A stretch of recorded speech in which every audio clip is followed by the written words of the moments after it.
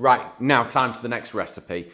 Hobnobs. For me as a kid, this is the biscuit we always wanted. Will Mum come home with the hobnobs? But now we're going to make our own. We're going to dip them in dark chocolate.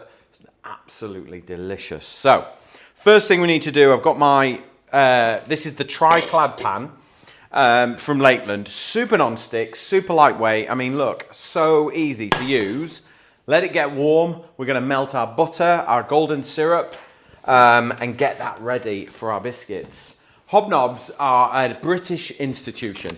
They're like, what was it Peter Kay said? They're like the SAS of biscuits. They are the elite, the best of the best, okay? And this recipe takes them to a whole new level.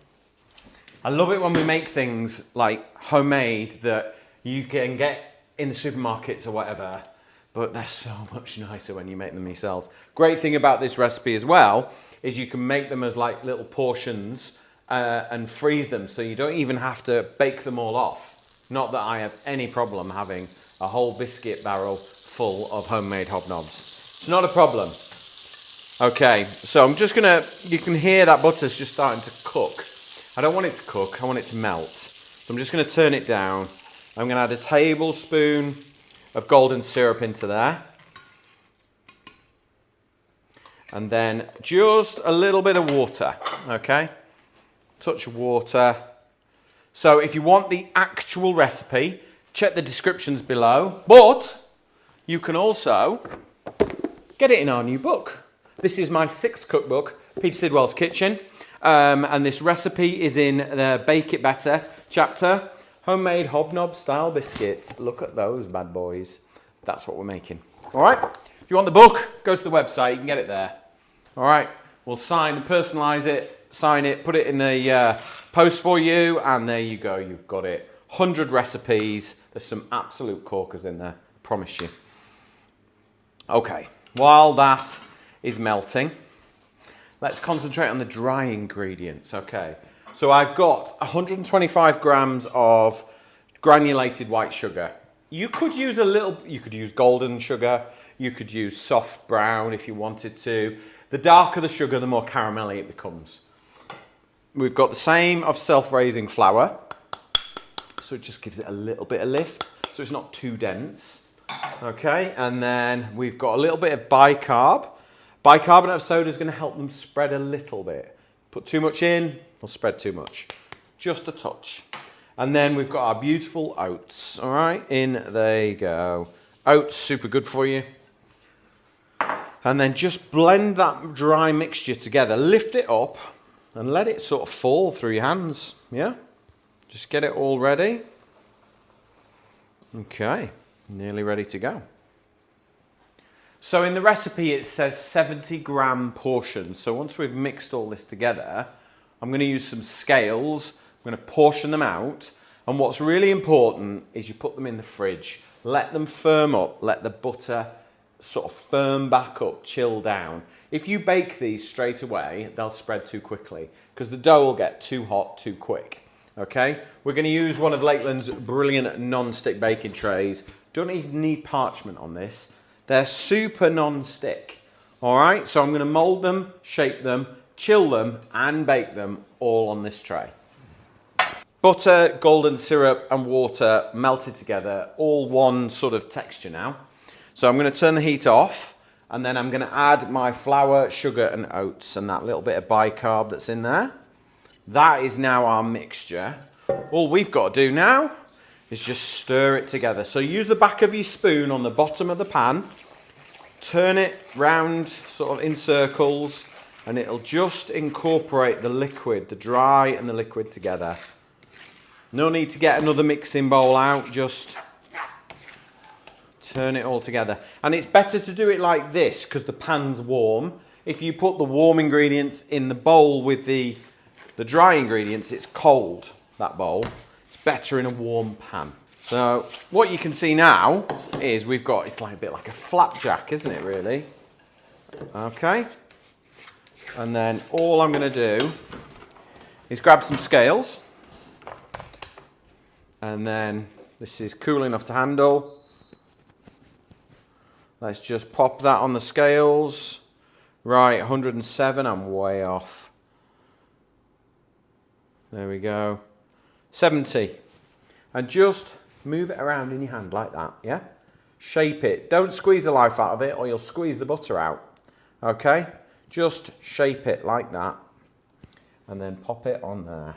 And then just repeat the process until you've weighed out all your 70 gram portions. There we go. So once they're all shaped like that, what I like to do is I've got just a simple cutter, all right? I want them all about the same size. I want them regimented. I want them to evenly bake. So just put that over the top like that, and then just use the back of your hand and just press them down. And that's it. Don't like squash the life out of them. Just press them down so that they take the shape of your cutter, whatever cutter you want. But just, you don't want them too thin. You know, what are these? These are like nearly 2 centimeters deep and they're like 7 or 8 centimeters across. And once you have shaped them all like that, pop them in the fridge for at least a couple of hours, if not overnight if you want, and then they're ready to go. I've got some more here, so I'll just grab those. So look, there you go, look. Fully set, ready to go, into the oven. Preheat your oven, really important that you preheat your oven. It's a bit like when we talked about a frying pan. It wants to be hot and ready to go. I'm gonna bake these in the oven 170 degrees for about 15 minutes, just until they've spread a little bit and firmed up. Remember, preheat your oven first. Right, cookies are baked. I've let them cool a little bit, but they're still warm, okay? So we're gonna get a cooling rack. We're gonna put those on there in a second. But first we need to melt some chocolate because these hobnobs need chocolate, in my opinion. Okay, so I've got some, this is like a dark chocolate. It's 56%. So it's like, not like, kind of like take the roof of your mouth off dark, but it's dark enough to compete with the sweetness of those. And I think if you're in the dilemma of, oh, well, I might use milk chocolate because I don't think I like dark that much, promise me use dark because otherwise it's so sweet, it just kind of doesn't work. So I've got my chocolate straight in to my tri-clad pan, okay? With the Lakeland pans on induction, stick it on nice and low, you can melt your chocolate straight in there, okay? I will show you. A lot of people are like, oh no, you've got to boil it over in a bowl over water. You don't. Nice low heat, and it will just, you can even see it's starting to melt already, okay? So let's move these hobnobs. This tray's super non-stick, so we don't really need to worry too much because it ain't gonna stick, all right? So we're gonna let those just cool. I'm gonna sit that on there because what's gonna happen is we're gonna pour the chocolate onto half of these and let the chocolate drip through so you don't get too much on there, all right? Right, we'll let that chocolate melt. It really won't take long, so keep your eye on it, okay? I mean, I can see, if you have a look here, I can see it's melting already.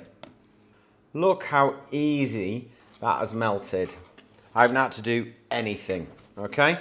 All I need to do now is just take a spoonful of that chocolate and just drop it over half that biscuit. Use the back of the spoon just to push it, okay? Spoon your chocolate on and then back of your spoon and just push it over the sides like so. There we go. And there we go. All you need to do now is just leave those hobnobs to set. Don't put them in the fridge if you can, because if you put melted chocolate in the fridge, it goes all dull. Whereas if you leave it like this at room temperature, it'll firm up and it'll go all shiny and beautiful. And these hobnobs, well, they just take me right back to being a kid. Thank you very much for watching, and I'll see you on the next episode.